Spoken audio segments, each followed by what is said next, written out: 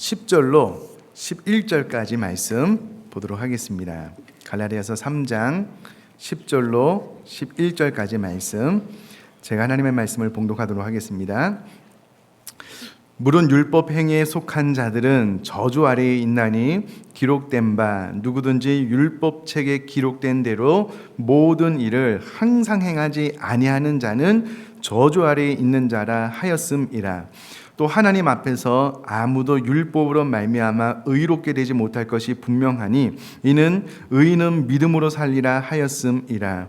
율법은 믿음에서 난 것이 아니니 율법을 행하는 자는 그 가운데서 살리라 하였느니라. 그리스도께서 우리를 위하여 저주를 받은 바 되사 율법의 저주에서 우리를 속량하셨으니 기록된 바 나무에 달린 자마다 저주 아래에 있는 자라 하였음이라. 이는 그리스도 예수 안에서 아브라함의 복이 이방인에게 미치게 하고 또 우리로 하여금 믿음으로 말미암아 성령의 약속을 받게 하려 함이라. 아멘. 그럼 저를 한번 봐주시면은요, 제가 결혼을 하고 진심으로 이 하나님의 은혜가 그때 웬일인지 많이 임했던 것 같아요. 진심으로 우리 아내가 정말 행복해하는, 좋아하는 모든 것들을 내가 한번 다 해봐야 되겠다라고 결심을 한 적이 있습니다. 놀랍지요? 결심을 한 적이 있어요. 아마 그런 경험 안 해보신 분들도 많으실 텐데 진짜 전심으로 한번 우리 아내가 좋아하는 모든 것들을, 행복하다라고 하는 모든 것들을 내가 한번 다 해봐야 되겠다라고 결심을 한 적이 있었는데요. 하루를 안 넘더라고요. 그게 이제 안 되더라고요. 근데 제가 이와는 다르게 제 평생에 너무나도 사랑하는 그 하나님, 그리고 나를 너무나도 사랑해서 주신 이 하나님의 말씀 계명을 내가 온전히 한번 지켜봐야 되겠다라고 결심을 한 적이 있습니다. 제 나름대로 제가 할 수 있는 최선을 다해서 그냥 내가 하는 한두 가지가 아니라 이 성경에 기록된 모든 하나님의 명령 약속들을 내가 한번 온전히 지켜봐야 되겠다라고 결심을 한 적이 있습니다. 뿐만 아니고 나중에 알게 된 사실인데요. 제가 그래도 종교성이 좀 높아서 하나님을 향한 갈망이 보편적인 이 사람들보다 좀 높다라고 나중에 이제 그 테스트를 통해서 알게 되었는데요. 그래서 그런지는 몰라도 제가 제대하고 난 다음에 끊임없는 하나님을 향한 이 갈망, 하나님이 원하는 대로 좀 삶을 살았으면 좋겠다, 하나님의 그 거룩한 임재가 내 뼛속 깊이 느껴지는 그런 삶을 한번 살았으면 좋겠다는 그 갈망 때문에요, 제가 예수원이라는 곳에 들어가서 3개월 동안 수련을 받은 적이 있습니다. 생활이 어떻게 되냐면요, 아침에 일어나서 조도라고 해서 신약, 구약, 신약 한 장씩 읽고 서로 모르는 것을 물어보고 기도하는 시간이 있고요. 또 노동은 기도다, 기도가 노동이다라는 이 대천덕 신부님의 말씀을 따라서 이제 노동하고, 점심에는 다 모여서 도고 중보의 시간을 갖습니다. 전 세계 한국교회에서 기도하고요. 또 1시간 정도는 침묵 기도 시간을 가져요. 아무 노동도 안 하고 1시간 동안 하나님만 바라봐야 되는 시간이 있습니다. 그리고 오후에 노동하고 또 저녁을 먹으면 그 매일마다 다른 집회, 저녁마다 이제 예배가 다른 형태로 올려지게 되는데, 이런 생활을 3개월 동안 했습니다. 주일날에는 하나님 앞에 예배드리고 시간이 많아서 이제 산책하면서 하나님과 이제 대화 나누는 이런 시간을 가졌는데요.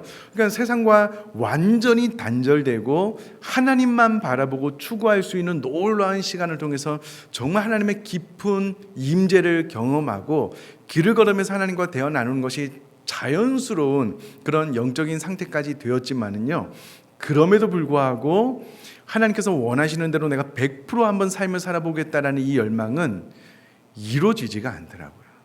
물론 정말 하나님의 은혜가 충만하게 임했을 때는 이게 며칠 동안 유지가 되더라고요. 그런데 사람이 이 신앙의 패턴이 계속 유지되는 게 아니잖아요. 어떨 때는 좀 좌절하고 실망하고 영적인 컨디션이 안 좋을 때도 있으면은요, 여지없이 그 열망이 사라지고요, 내가 하고 싶은 대로, 혹은 이 율법이라는 것이, 하나님의 말씀이라는 것이요, 이쪽을 잘 순종을 해도 이쪽에서 펑크가 나더라고요. 또 이쪽을 잘 순종을 해도 또 다른 것이 안 되는 거예요. 그러니까 결국 제가 경험한 것은 이 하나님의 말씀이라는 것이 아무리 100% 순종하려고 노력을 해본들 이게 잘 안 되는 거구나, 이게 어려운 거구나 라는 것을 깨닫게 되었습니다. 이제 이것을 경험하고 나니까는 궁극적으로 내가 이 율법을 준수하는 방법을 통해서는 하나님 앞에 나의 나됨을 드러낼 수 없음을, 증명할 수 없음을 알게 되기에 예수 그리스도의 십자가 앞으로 나아가는 그런 은혜를 경험하고, 그러기에 죄사함의 용서가, 예수 그리스도의 십자가가 얼마나 큰 은혜임을 깨닫게 되는, 알게 되는 그런 일이 저에게는 있었습니다.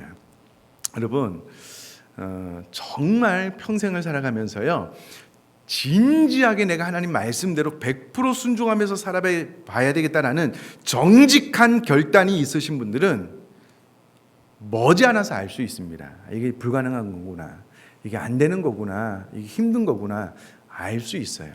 그런데 이런 진지한 도전, 진지한 고민 없이 하나님 말씀대로 살 수 있어, 수준을 너무 낮추어서 생각을 하면 자기 만족에 빠질 수가 있습니다. 그러니까 못하는 것이 너무 많은데 한 가지만 잘해도 만족하는 거에 된다는 겁니다. 이것은 잘못된 생각이다라고 사도 바울이 갈라디아에서 계속해서 이야기를 하고 있는데, 안타까운 것은요, 이 거짓 율법 교사들이 정말 진지하게 100% 말씀을 순종하는 삶을 살아봐야 되겠다 결단하지 않은 것 같아요. 너무 수준을 낮추거나 할 수 있는 범위 안에서 살아갈 수 있다, 그렇게 생각을 했던 것 같아요. 그러니까 이 다른 갈라디아 이 성도들에게 율법대로 살면 의롭게 될 수 있다, 율법대로 살 수 있고 그런 삶을 통해서 구원을 받을 수 있다라고 잘못된 가르침을 베풀었던 것 같습니다. 살아보면 안 된다는 것을 아는데 관념적인 생각이 있었던 것 같아요. 그래서 사도 바울이 이 부분에 대해서 계속해서 이 장문의 편지를 통해서 너희들의 생각이 틀렸다라는 것을 이야기를 해주고 있는데요. 지난 시간에는 아브라함의 예를 통해서 이제 이신득의 원리에 대해서 설명을 했고요. 오늘은 사도 바울이 구약 성경을 인용해서 율법의 행위에 속한 자들이 저주 아래에 있다라는 것을 더 강하게 지금 지적해서 이야기를 하고 있고요. 그러면 어떻게 살 수 있느냐라고 했을 때, 그렇기 때문에 그리스도가 이 땅에 오셔서 우리 죄를 속량하셨다, 예수 그리스도를 통하여 아브라함의 후손이 되고 또 성령이 우리에게 임하게 됨을 오늘 본문에서 우리에게 아주 친절하게 잘 이야기를 해주고 있습니다.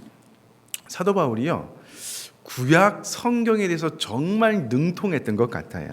이 부분을 설명함에 있어서 유대인들이 구약 성경을 잘 알고 있다는 것을 알기에 10절 말씀에는요, 신명기 27장 26절 말씀을 인용해서 설명을 하고요, 11절 말씀은 하박국 2장 4절 말씀을 통해서 설명을 하고요, 또 마지막 12절은 레위기 18장 5절 말씀을 통해서 설명을 하고요, 또 13절은 신명기 21장 23절 말씀을 통해서 유대인들에게 보다 더 효과적으로 전달하고 있는 것을 볼 수가 있습니다. 자, 그러면 이제 구체적으로 이 말씀을 한번 살펴볼 텐데요. 우리가 우선에 기억을 해야 될 것이 무엇이냐면, 여러분, 우리 모두는 다 율법 아래에 있는 자입니다.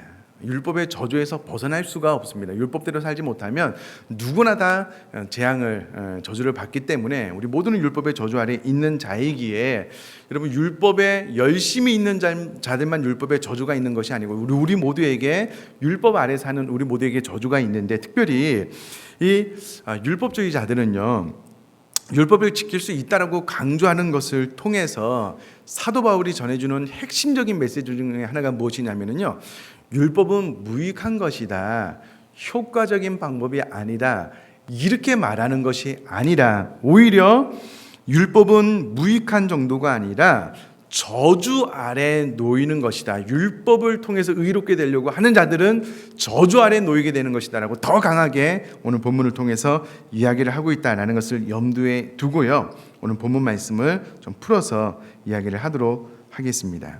자, 우리가 읽은 3장 10절 말씀 보면은요, 물은 율법 행위에 속한 자들은 저주 아래에 있다라고 기록을 하고 있습니다. 여러분, 율법 행위 아래에 있다라는 말은요, 율법 행위에 속한 자들을 말합니다. 그러니까 우리 모두가 다 율법 아래에 있기는 하지만 오늘 본문 말씀에는 이 거짓 율법 교사들이 더 율법을 통해서 의롭게 되려고 하는 그들을 향하여 우리 모두도 마찬가지지만 너희들은 더 율법 아래 있는데, 여기 아래 있다라는 말은요, 무엇인가 이렇게 사로잡혀 있다, 이제 속박됐다라는 그런 표현이 되는데, 그 말이 되는데요.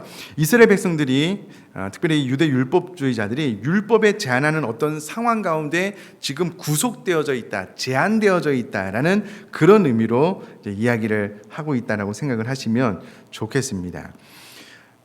그런데 앞서 말씀드렸다시피요, 율법 행위에 속한 자들은 저주 아래에 있는데, 왜 저주 아래에 있게 되냐면 이것은 너희들이 믿고 있는, 알고 있는 구약 성경에 이미 기록되어져 있는 바다라고 이야기를 하면서 구약 성경 신명기 27장 26절을 인용해서 뭐라고 기록을 하고 있냐면, 기록된 바 누구든지 율법책에 기록된 대로 모든 일을 항상 행하지 아니하는 자는 저주 아래에 있는 자다라고 이야기를 하고 있습니다. 그래서 그러면 이게 신명기 이제 27장 26절 말씀을 인용을 했다라고 하니까 이 개역 개정 성경의 신명기 27장 26절을 읽어보면은요, 이렇게 기록되어져 있지 않습니다. 제가 한번 읽어볼 텐데요. 주의 깊게 들으신 분들은 무엇이 다른지 알 수 있을 텐데요. 신명기 27장 26절에는 이렇게 기록이 되어져 있습니다. 개역 개정 성경, 우리가 보는 성경입니다. 이 율법의 말씀을 실행하지 아니하는 자는 저주를 받을 것이라 할 것이요 모든 백성은 아멘 할지니라라고 기록이 되어져 있습니다. 그러니까 이 갈라디아서에 인용된 구절이랑 좀 다르잖아요. 신명기 27장 26절만 읽어보면은요, 이 율법의 말씀을 실행하지 아니하는 자는 저주를 받는다. 약간 좀 밋밋하게 기록이 되어져 있는데, 이것은 성경이 그 해석을 해 나가는 그 과정 가운데 이 개역 개정판이 원어의 의미를 정확하게 좀 담아내지 못한 것 같아요. 오히려 우리가 전에 보던 개역 한글판, 새번역, 현대인의 성경 같은 경우에는요, 율법의 모든 말씀을 지키지 않으면 저주를 받을 것이다라고 그렇게 정확하게 기록이 되어져 있습니다. 그러므로 이게 뭐야, 구약 성경을 잘못 인용한 것이 아니냐라고 그렇게 생각할 수 있는데 그렇지 않고요, 원어를 정확하게 지금 이 갈라디아서에는 번역을 잘해서 옮겨놨다라고 생각을 하시면 좋겠고요. 또 우리가 여기서 주의 깊게 봐야 되는 단어가 무엇이냐면, 누구든지 율법책에 기록된 대로 모든 일을 다 지켜야 되는데요, 항상 행하지 아니하는 자는 저주 아래에 있대요. 그러니까 단 한순간도 예외 없이 율법에 기록된 모든 사항들을 항상 지키지 않으면 누구라도 저주를 받게 될 것이다 라고 기록을 하고 있는 것입니다. 자, 그럼 제가 여러분들에게 묻겠습니다. 여러분, 정말 우리들이 평생에 단 한순간도 빠짐없이 항상 이 성경의 말씀을 100% 순종할 수 있을까요? 질문이 틀렸나요? 있으실까요? 불가능합니다. 말에 허물이 없는 자는 완전한 자라고요. 일단 우리는 우리 입술을 잘 제어하지 못해서 말로 실수하고 다른 사람을 아프게 하고 상처 줄 확률이 크고요. 뿐만 아니라 우리들의 행동 자체가 우리가 이 타락한 본성을 가지고 있기 때문에 100% 하나님의 말씀을 순종하기는 불가능하다라는 겁니다. 그러므로 이 말씀대로 하자면 우리는 이미 율법의 저주 아래에 있는 겁니다. 우리 죄로 말미암아 우리가 마땅히 받아야 될 심판은 죽음이고, 죽음 이후에 영원한 지옥 형벌이 우리를 기다리고 있다라는 것이 바로 율법의 저주 아래에 있다라는 의미입니다. 이것을 모르고 이 거짓 율법 교사들이 갈라디아 교회 성도들에게 지킬 수 있다라는 것을 가르치는데 불가능하다라는 거예요.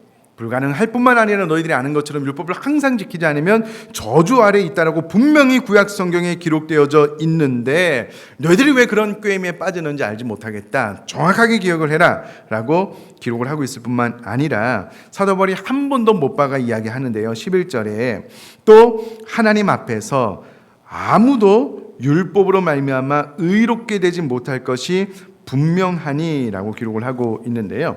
여기서 말하는 분명하다라는 말은 델론이라는 형용사를 썼는데, 인간은 누구도 율법의 요구를 100% 완벽하게 충족시킬 수 없다라는 의미로 분명하다라는 이 단어를 쓰고 있는 것입니다. 그러니까 앞절에서도 그렇게 이야기했을 뿐만 아니라 한 번 더 강조해서 이야기하건대 하나님 앞에서 아무도 율법으로 말미암아 의롭게 되지 못할 것이 분명하다. 이것은 누구도 예외가 없다. 왜냐하면 이미 타락한 본성을 가지고 태어난 우리 사람은요, 생각하고 계획하는 모든 것이 이미 악하기 때문에 오히려 선보다 악을 선택할 가능성밖에 없어서 하나님 앞에 행위로는 의롭게 되지 못하는 것이 분명하다라는 겁니다.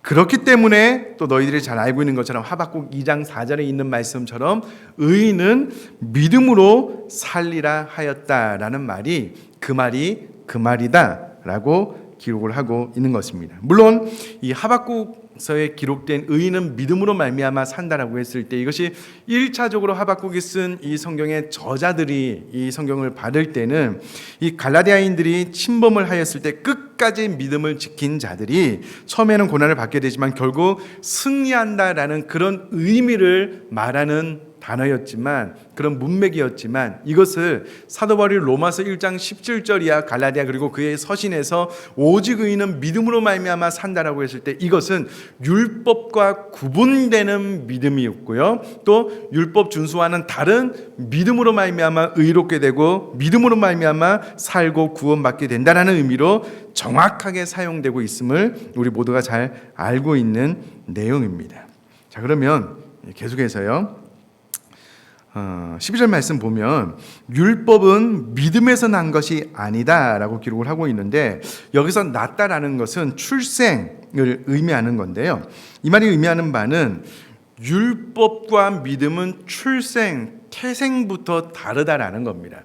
믿음이 있다가 믿음에서 뭔가 출생되어서 율법이 나타나는 것이 아니고요, 율법과 믿음은 그 출발 자체가 출생부터 다른 것이다 라고 율법과 믿음을 완전히 대조하여서 사도 바울이 설명을 하고 있는데, 11절 말씀 보면 오해할 만한 구절이 될 수도 있는데요, 율법을 행하는 자는 그 가운데서 살리라 하였느니라는 레위기 18장 5절 말씀을 인용해서 이야기를 하고 있습니다. 이 말씀만 딱 들으면은요, 율법을 행하는 자는 그 가운데서 살리라 하였으므로, 내가 율법을 지킬 수 있고 율법을 지킬 수 있다면 율법으로 말미암아 살게 될 것 같다라는 어떤 그런 어감으로 다가올 수 있지만, 오히려 사도 바울이 이 말을 통해서 반어적으로요, 야, 내가 지금 율법을 행할 수 없다는 것은 누누이 이야기하고 있는데, 율법을 너희들이 행할 수만 있다면 그 가운데 살아봐라. 안 되는 일이다, 불가능한 일이다라는 것을 반어적으로 강조해서 설명하고 있는 그런 표현이다라고 잘 이해를 하시고 오해가 없으셨으면 좋겠습니다.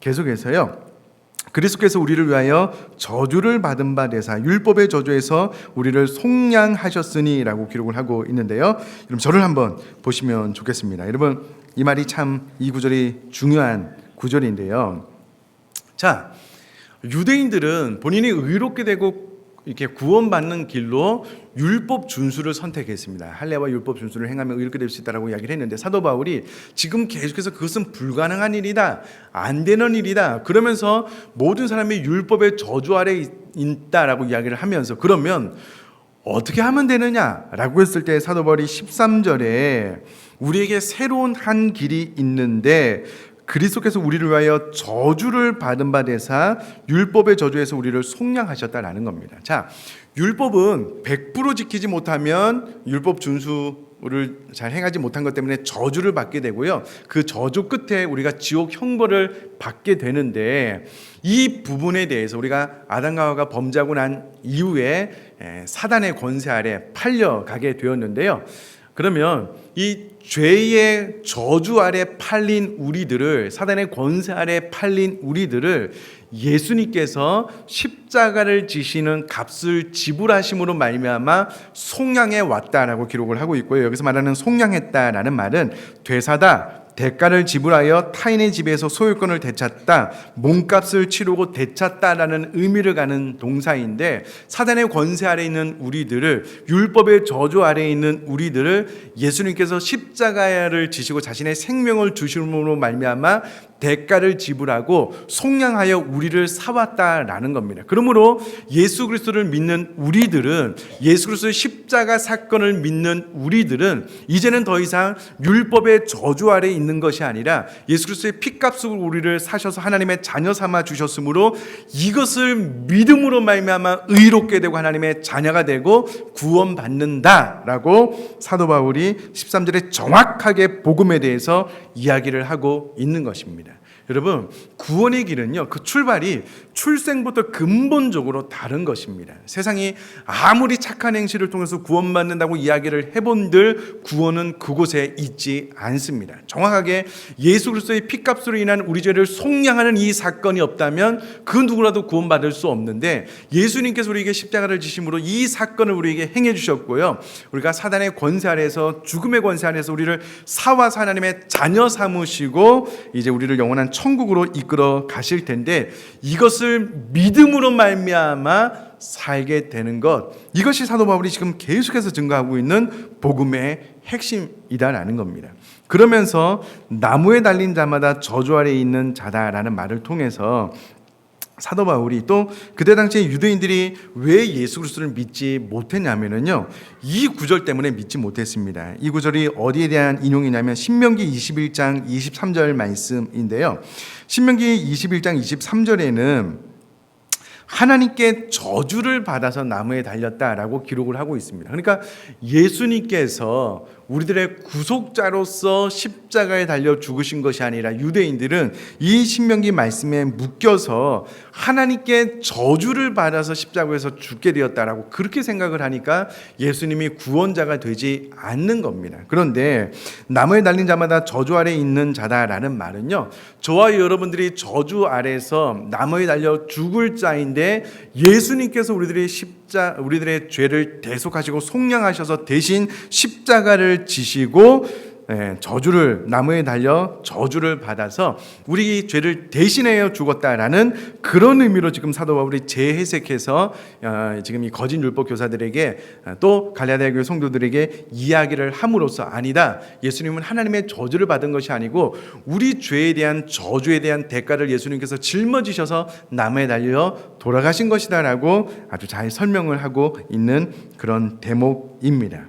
자, 나아가서, 그러면 이와 같은 사실을 믿게 되면 믿음으로 말미암아 두 가지 일이 우리들의 삶에 나타나게 되는데요, 그 첫 번째가 무엇이냐면, 예수님께서 이렇게 십자가를 지신 그 목적, 첫 번째, 예수님이 십자가를 짐으로 말미암아 우리에게 주기를 원하셨던 혜택, 그 첫 번째가 무엇이냐면 14절에 그리스도 예수 안에서 아브라함의 복이 이방인에게 미치게 하고, 그러면 예수님의 그 십자가 사건을 통하여 아브라함의 후손인 예수님이 십자가 사건을 통하여 이제는 이방인이었던 우리들마저도 아브라함의 복이, 또 예수 그리스도의 십자가 사건의 복이 우리에게 미치게 하시려고 십자가를 지었는데, 이 예언은 정확하게 성취되어서 지금 이방인인 우리도 예수 그리스도를 믿어 아브라함의 후손으로서 하나님을 섬기고 있고요, 또 하나는 우리로 하여금 믿음으로 말미암아, 이와 같은 사실을 믿음으로 말미암아 성령의 약속을 받게 합니다. 성령의 약속은 하나님의 양자되고 구원받는 것이기도 하고요, 또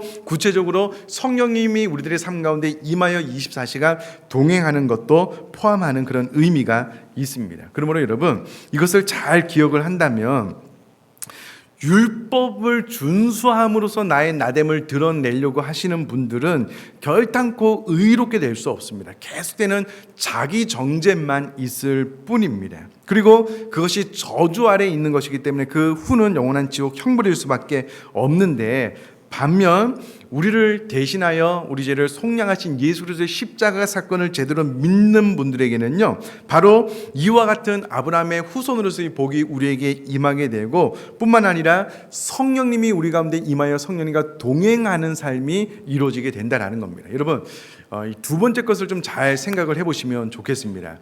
내가 지금 신앙생활을 하는데 왜 성령님의 거룩한 임재가 없느냐, 성령님과 24시간 동행하는 것이 없느냐라는 것을 잘 살펴보면은요, 나는 하나님 앞에 나의 나됨을 자꾸 율법의 준수, 말씀을 순종하는 이것을 통해서 나 자신을 드러내려고 하는, 물론 그렇게 해야 되지만 나 자신을 증명하려고 하는 삶의 방법을 통해서는요, 성령님이 역사할 자리가 없습니다.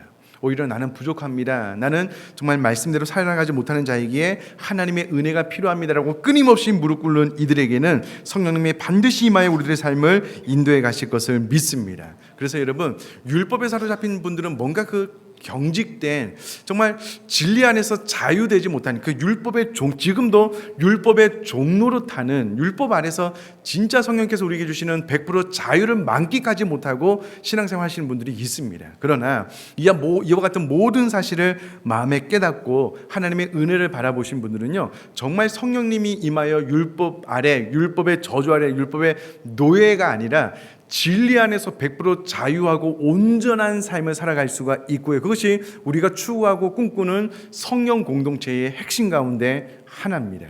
그러므로 저와 여러분들이 이 시간 이후로 율법의 저주 아래서 삶을 살아갈 것이 아니라 성령님이 이끄시는 자유 안에서, 성령님의 인도하심 아래서 삶을 살아나갈 수 있게 되기를 간절히 바라고요. 무엇보다도 우리가 받은 이 구원이 값없이 받은 구원이 아니라 예수 그리스도께서 십자가를 지시는 엄청난 대가를 지불하시고 내 죄값을 속량하시고 대신 지불하셔서 우리가 하나님의 자녀된 이 엄청난 은혜를 생각하면서 은혜 안에서 성령을 따라서 주님을 쫓는 그런 신앙생활을 해나갈 수 있게 되기를 주님의 이름으로 축복합니다. 우리 시간 이 찬송 한번 드리고요, 기도했으면 좋겠습니다. 시작된 내 우리 주님의 능력이 라는 찬송입니다. 정말 율법의 노예로서의 삶이 아니라 성령이 주시는 자유가 내 안에 일어나는 삶을 좀 꿈꾸면서요, 이 찬송 부르고 기도했으면 좋겠습니다.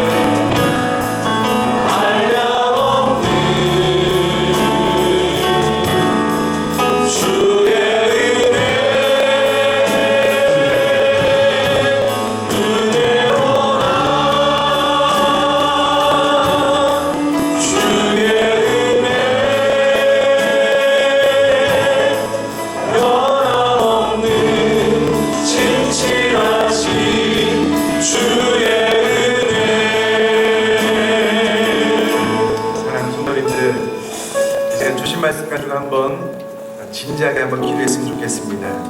여러분들, 내 하나님의 말씀을 100% 온전히 순종하여 살아보겠다는 의지적인 결단이 중요합니다. 한 번도 그런 생각을 해보지 못하셨다면 해보셔야만 합니다. 또 우리들의 이후의 삶이 그러하셔야만 됩니다. 그러나 그것이 하나님 앞에 나의 의인됨을 드러내는 방편이 되면 안 되겠지요. 오히려 그런 삶을 통하여 나의 부족함, 나의 허물 많은 제 마음이, 죄의 많음이 율법 준수 불행을 통하여 드러나게 되고, 그렇다면 나에게는 한 가지 소망, 예수 그리스도의 십자가밖에 없구나라는 것을 기억하고 십자가 보좌 아래로 나아가게 되면 반드시 하나님의 은혜가 우리 가운데 부어지게 될 줄 믿습니다. 율법의 저주 아래에서 떠나 진리 안에서 자유하는 신앙생활을 해나갈 수 있도록 들은 말씀을 가지고요 통성을 하고 기도하도록 하겠습니다.